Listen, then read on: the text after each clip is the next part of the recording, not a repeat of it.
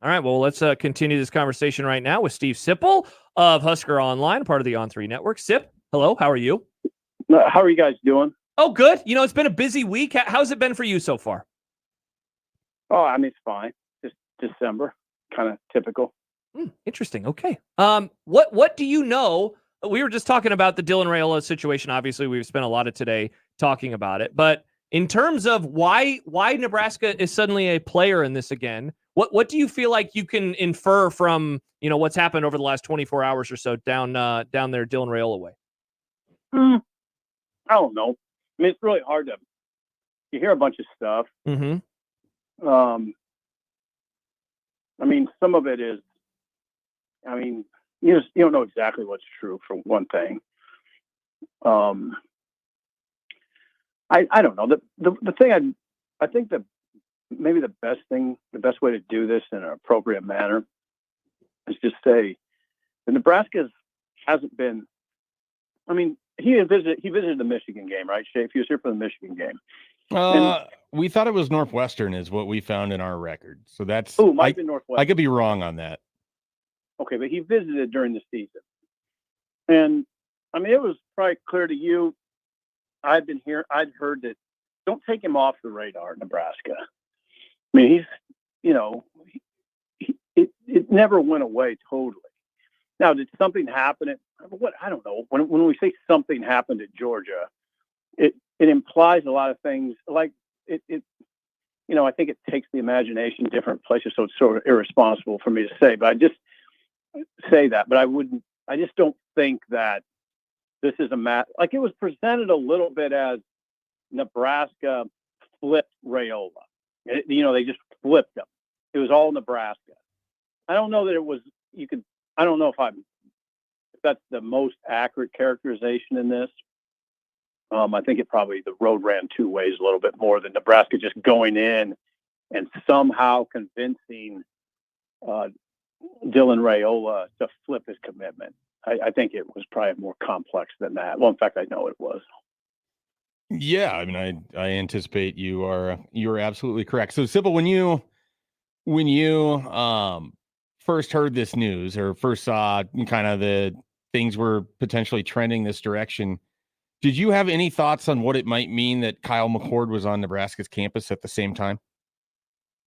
Okay, not necessarily.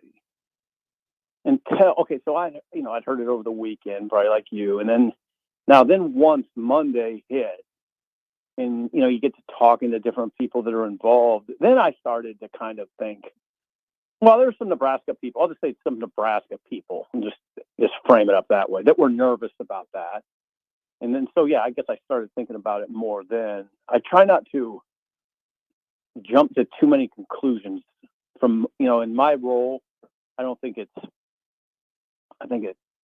don't want to jump to too many conclusions in my role. I just want to kind of try to see it for what it is, kind of try to ferret out as much information as I can without jumping to conclusions. So I think it's all. I mean, I guess the next question would be, do you think that Nebraska can get both McCord and Raiola? And I would say, yeah, I do. I mean, everything I'm hearing would suggest that is a distinct possibility. Not over, but I think it's a distinct possibility. Why do you think, Steve Sipple joining us, why do you think that they were, I think the word you used was nervous about all this happening at the same time? Why do you think that? Well, Josh, just because of, I mean, you got to kind of put yourself in the shoes of, say you were Derek McCord, Kyle McCord's son, and you looked at this for what it is. Oh, legacy quarterback, 5-star. If they're looking for a place where it looks pretty clear that they have a path to a starting job, is this how's this impacted? And I think Nebraska people were definitely worried about that could affect the situation, the overall situation. I think it's on the other side a little bit too. I think that it's not perfect for the Raiolas to have McCord I'm not going to say he's in the fold, but if he were to be in the fold, That's not perfect for the Raiolas either. There might have to be some soul searching there too. In fact, from what I've heard, I'd say more soul searching on that end. But I think it can work. And like I said, there's a distinct possibility it will work. And then this will be a major coup for Matt Rhule to get 2 5-star quarterbacks in the program at one time, simultaneously, and have the highest rated recruit. I think, Schaefer, I think you'd say, tell me, correct me if I'm wrong, it'd be the highest rated recruit for Nebraska since Marlon Lucky in 2005. So it's like 20 years, right? I think he'd be even higher depending on the service and the current ranking of it. I mean, you could phrase it this way, and it's probably the way I'll phrase it: the highest ranking commitment of the internet era, if it were to happen. The internet recruiting era, it's a major I should say. coup. I think I think Nebraska's on the cusp of that. I think it's an incredible turn of events. What does if this all comes to fruition, if Nebraska ends up with Kyle McCord, if Nebraska ends up with Dylan Raiola, where does your mind go as you think about what Nebraska's offense could look like, not just necessarily in the short term of 2024, but also in 2025? Because I think the version of Nebraska we watched this year is not necessarily the type of offense that Marcus Satterfield and Matt Rhule envisioned going into the year. Oh, no, I know, 100%. I think we'll see a real offense. I guess that's a good way to put it. I don't think they had to piecemeal it, Mike. I think they just had to kind of do what they had to do. This is nothing. I mean, there wasn't, if there was a grand plan to start the season, but then it was, injuries mounted and turnovers mounted and quarterbacks changed.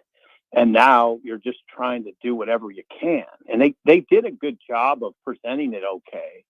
But as you look back on it, that's not really an offense, right? I mean, it's not really what Rhule envisioned. I mean, it didn't have a big thundering back like Gabe Ervin. It's play action game was just, I mean, it didn't, I don't even know if you'd say sufficient. They hit some big plays. They definitely hit some big plays to Malachi and Jalen Lloyd. But no, I mean, it'll look like a real offense. I think it'll almost be startling for the fan base to see an offense that is representative of a Big Ten team. Nebraska led the nation in turnovers. Okay. I mean, it'll look much different. It'll look much better if this all goes as we expect. I mean, McCord what I keep saying is if Nebraska had dependable quarterback play this year, they'd be in a bowl game. We'd be talking about a bowl. And by the way, I'm not sure that'd be the best thing given what's happened. I mean, I think this is better than going to a bowl, actually, what's happened. If going to a bowl would have meant status quo, this is much better. But anyway, now I'm just saying dependable quarterback play to get to a bowl. I would say McCord will be much more than dependable. I mean, he's a very good quarterback. Steve Sipple, Husker Online, joining us right now on Unsportsmanlike Conduct. Sip, I wanted to ask you, let me say what I was going to ask you about. I want to ask you one more thing about Kyle McCord in particular. One of the selling points for him, to me, is actually his lack of mobility, because I think that it causes the offense to go in a different direction and perhaps not rely on or over-rely on the legs of a quarterback. I know that you, and look, that's not to say I don't like mobility, because I really do, but I want to see the offense change. I wonder if I could sell you on that as an actual positive of Kyle McCord, is that he is not going to be someone that they decide to run, 10 to 15 to 20 times a game. Yeah, you can sell me on that. I'm okay with it. I'm okay with it if it's effective. Yeah. And here's the thing, if you watch him, he does move around okay. He's not a total statue. He's not Dan Marino. No, he's not unathletic. I don't see, I just mainly watched his highlight reel, and you don't see him, even on his highlight reel, you don't see him bowled out of the pocket, but you do see him move around in the pocket. He can throw on the run. He's not, who, give me a good one. Michael Vick. This isn't Michael Vick, but but he he's sufficient in that regard. And I'd say I don't mind where you're going with that as long as he gets protection, right? And as long as he's smart with the ball. And he's proven to be. His touchdown interception ratio is good. I think it's 26-8 this year, or something along those lines. And I mean, the one other thing that you have to, and if you talk to Ohio State people, they'll tell you this. There's two things about him that I really like. Well, he had to win the job. He had to win the job against Devin Brown. And you can imagine how challenging, how intense, you can imagine the level of scrutiny inside the program that he endured in winning that job in the off. Well, he didn't win it in the offseason. He won it in September. But he had to battle through the offseason. Then they went into the first couple games, I believe, and it wasn't settled. And then he won it. So that, I mean, come on, man. I mean, that's a big, that shows a lot. That shows me a lot right there. And then I forgot the other thing. Oh yeah. The other thing, here's the other thing I like about it. And this is what you get from the people in that program is his expressions hardly ever change. He's not an up and down guy. And I think that's really integral here. Not that Nebraska hasn't had quarterbacks like that. They have, but I like 6'3", 215. I like the touchdown to turnover ratio, and I like the demeanor a lot. And I like the age. I want to ask you something not quarterback related. Novel. Does Nebraska have a Big Ten caliber running back on its roster? Yeah, I think they do. I think that Irvin and Ramir and Emmett are those guys. And I haven't seen Ives, Mike, so I don't know. I'd have to size that up in a game. But I think Emmett proved himself in that regard. He proved he's a Big Ten back. And I thought Gabe Irvin was on his way to doing that against Colorado. He looked good. I thought they had it going with him against Colorado. And I've seen enough of Ramirez to know he's a Big Ten back. Steve Sipple joining us. Sip, yesterday in your column, you wrote about the idea of winning the offseason. I wonder if that has to inherently be a negative, because there's always a connotation, right, that Nebraska wins now, but they don't win in September, October, and November. Do you think that it has to be a negative thing that they are, again, doing this? No, it certainly doesn't. I mean, I guess it can be a bit of an annoyance, but there's real victories.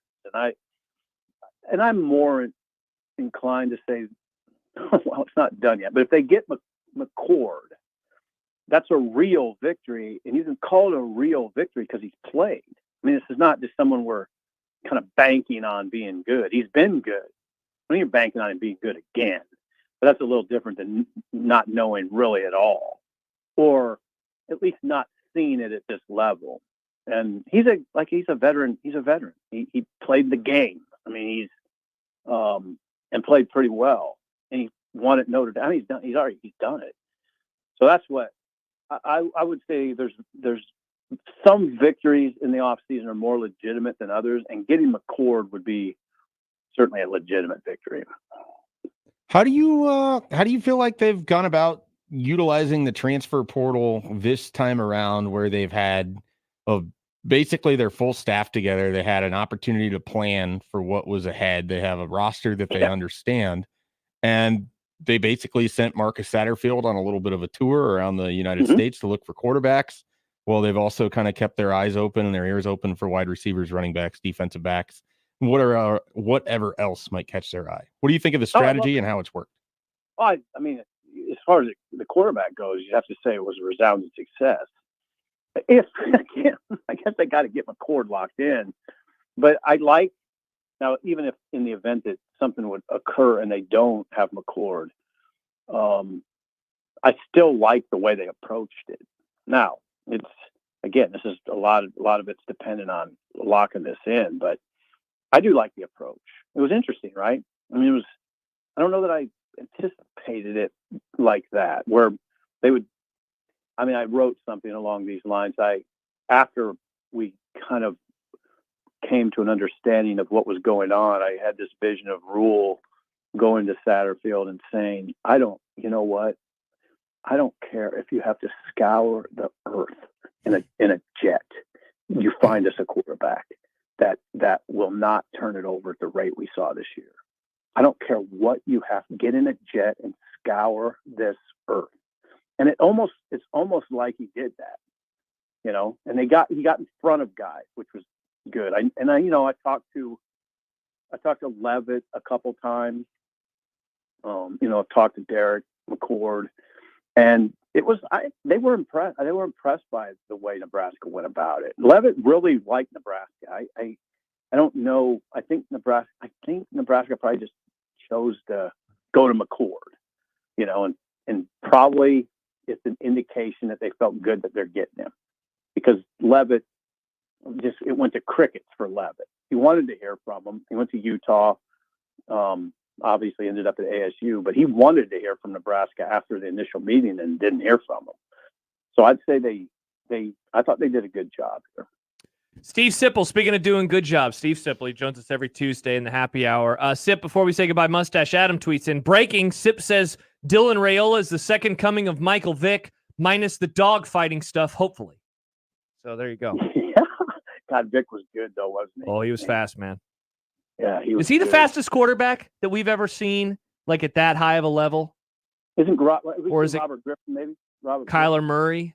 Who's the fastest quarter? Kyler Murray. Kyler Murray. Really fast. Man, Vic was so Kyle Murray. Kyle Murray. Yeah, we're calling him Kyle Murray now, Sip. All right, Kyle Murray. Murray. Good one. Yeah. Vince Young, fast. Vince Young, long legs. Yeah, a little different kind of fast. But Yeah. Robert Griffin could really go. Is Lamar? Lamar, that's a good one. Yeah. I was thinking Lamar. Yeah, those are good ones. I think you got Murray. I think Murray might. Yeah, I think Murray's definitely up the there. answer. Well, Sip, we look forward to reading more of your coverage as Nebraska seemingly will land one, if not both of these guys. Thank you so much for joining us. We'll talk to you next week. Thank you for having me, guys. Have a good one. Bye-bye.